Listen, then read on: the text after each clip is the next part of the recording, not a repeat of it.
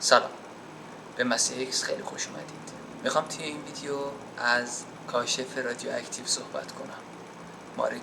ماری کوری در سال 1898 موفق به کشف رادیواکتیو شد. این کشف نه تنها واسه علم بلکه واسه پزشکی هم حتی انقلاب بسیار بزرگی به شمار میرفت. بعد از تلاش‌های بی‌وقفه‌ای که داشت در سال 1902 تونست رادیواکتیو خالص رو استخراج کنه. این تحقیقاتش بی‌هزینه هم واسش نبود. اون توی این پروسه‌ای که به تحقیقاتش میپرداخت در معرض تشعشعات رادیواکتیو بود و در سال 1934 بر اثر سرطان درگذشت. بدن اون حتی بعد از مرگ هم تشعشعات زیادی رو از خودش ساطع میکرده.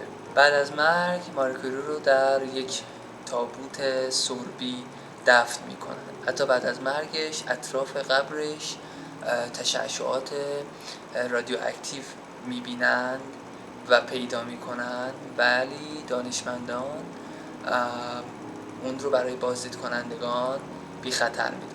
ماری کوری اولین زنی بود که جایزه نوبل فیزیک رو دریافت میکنه. اگر که موضوعی رو دوست دارین که من اینجا مطرح کنم حتما توی کامنت ها بهم بگید. وقتتون بخیر باشه و خدا نگهدار.